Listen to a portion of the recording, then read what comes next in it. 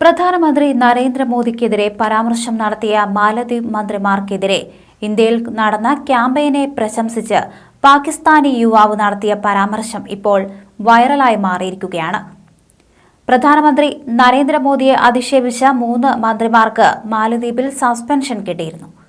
അതേസമയം Suhail ചൌധരിയുടെ real entertainment എന്ന YouTube ചാനലിലൂടെ ആബിദ് അലി എന്ന യുവാവ് നടത്തിയ പ്രതികരണം ഇപ്പോൾ വൈറലായി മാറിയിരിക്കുകയാണ്. ഇന്ത്യ എന്ന രാജ്യം എന്താണെന്ന് മാലദ്വീപുകാർ മനസ്സിലാക്കണമെന്നും 10 ദിവസം ഇന്ത്യക്കാർ പണിമുടക്കിയാൽ പട്ടിണിയാകുന്ന രാജ്യമാണ് മാലദ്വീപെന്നും അദ്ദേഹം പറഞ്ഞു. ഇന്ത്യൻ ജനത മാലദ്വീപിലെ രാഷ്ട്രീയക്കാരെ കൊണ്ട് മാപ്പ് പറയിപ്പിച്ചതായി വീഡിയോയിൽ പറഞ്ഞ അദ്ദേഹം ഇന്ത്യക്കാരോട് ബഹുമാനം തോന്നുന്നുവെന്ന് വീഡിയോയിൽ പറഞ്ഞു. അതേസമയം സമൂഹമാധ്യമങ്ങളിൽ വൈറലായ ഈ അഭിമുഖം യൂട്യൂബിൽ മാത്രം കണ്ടത് 1.2 ദശലക്ഷം പേരാണ്. എന്താണ് ഇന്ത്യയെന്നും നരേന്ദ്രമോദി എന്ന ബ്രാൻഡിനെ കുറിച്ചും അവർക്ക് അറിയില്ല, അല്ലെങ്കിൽ അവർ മനസ്സിലാക്കിയിട്ടില്ല. ഇന്ത്യക്ക് താഴെയുള്ള ഒരു ചെറിയ രാജ്യമാണ് മാലദ്വീപ്. അവരാണ് ഇന്ത്യയെ പോലുള്ള ഒരു വലിയ രാജ്യത്തെ വെല്ലുവിളിക്കുന്നത്.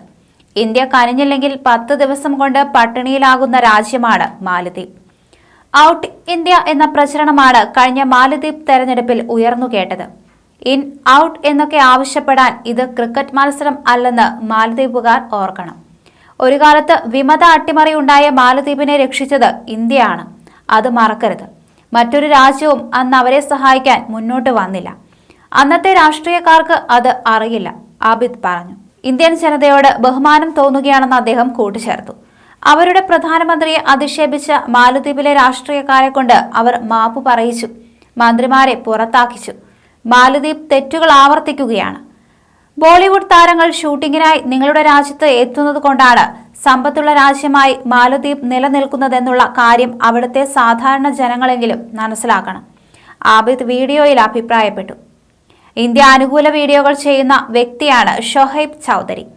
പാകിസ്ഥാനിലെ ഹിന്ദുക്കൾ അനുഭവിക്കുന്ന നിരവധി പ്രശ്നങ്ങൾ പുറംലോകം അറിഞ്ഞതും ഇദ്ദേഹത്തിന്റെ ചാനലിലൂടെയാണ്. എന്തായാലും പാകിസ്ഥാൻ കടുത്ത സാമ്പത്തിക പ്രതിസന്ധിയെ അഭിമുഖീകരിക്കുകയാണ്. വിലക്കയറ്റവും തൊഴിലില്ലായ്മയും ജനജീവിതത്തെ കൂടുതൽ ദുസ്സഹമാക്കുന്നു. പ്രധാന നഗരങ്ങൾ ഉൾപ്പെടെ വൈദ്യുതി പ്രതിസന്ധി നേരിടുന്നു. ജനങ്ങൾ ധാന്യം കയറ്റിക്കൊണ്ടു പോകുന്ന വാഹനത്തിന് പുറകെ പോകുന്ന വീഡിയോ അടക്കം കഴിഞ്ഞ വർഷം സമൂഹമാധ്യമങ്ങളിൽ വൈറലായിരുന്നു. എന്നാൽ പാകിസ്ഥാനിൽ നിന്നുള്ള മറ്റൊരു വീഡിയോ കൂടി ആ സമയത്ത് സമൂഹമാധ്യമങ്ങളിൽ വൈറലായിരുന്നു. തങ്ങളുടെ പ്രധാനമന്ത്രിയായി നരേന്ദ്രമോദി വരണം എന്ന പാകിസ്ഥാനി യുവാവ് ആഗ്രഹം പ്രകടിപ്പിക്കുന്ന വീഡിയോയായിരുന്നു വൈറലായി മാറിയത്. പാകിസ്ഥാൻ ഇന്ത്യയിൽ നിന്ന് വേർപെടുത്തേണ്ടതായിരുന്നു. ഞങ്ങൾക്ക് ഭക്ഷ്യവസ്തുക്കൾ കുറഞ്ഞ കാശിന് ലഭിക്കുമായിരുന്നു. നരേന്ദ്രമോദി തന്നെ പാകിസ്ഥാൻ ഭരിക്കണമെന്നാണ് ആഗ്രഹം. മോദി നമ്മുടെ നേതാക്കളെക്കാൾ മികച്ച ഭരണാധികാരിയാണ്. ജനങ്ങൾ അദ്ദേഹത്തെ വളരെയധികം ബഹുമാനിക്കുന്നു, ആദരിക്കുന്നു. യുവാവ് ചാനലിനോട് പ്രതികരിച്ചു. നമുക്ക് നരേന്ദ്രമോദി ഉണ്ടായിരുന്നെങ്കിൽ നവാസ് ഷെരീഫിനെയോ ബേനസീറിനെയോ ഇമ്രാനെയോ ആവശ്യമില്ല. ജനറൽ പർവേസ് മുഷറഫിനെ പോലും വേണ്ടിവരില്ലായിരുന്നു. ഞങ്ങൾക്ക് മോദിയെയാണ് വേണ്ടത്. അദ്ദേഹത്തിന് മാത്രമേ രാജ്യത്തെ എല്ലാ ദുഷ്ടതകളെയും നീക്കാൻ സാധിക്കൂ. ഇന്ത്യ നിലവിൽ ലോകത്തിലെ 5ാമത്തെ വലിയ സാമ്പത്തിക ശക്തിയാണ്. ഞങ്ങൾ ഒരിടത്തുമില്ല. മോദി വലിയ മനുഷ്യനാണ്, അദ്ദേഹം കൂട്ടിച്ചേർത്തു. അതേസമയം മാലദ്വീപിൽ നിന്ന് മാർച്ച് 15-ന് മുൻപ് ഇന്ത്യൻ സൈന്യത്തെ പിൻവലിക്കണമെന്നാവശ്യപ്പെട്ട് പ്രസിഡന്റ് മുഹമ്മദ് മൊയ്സു രംഗത്ത് വന്നു.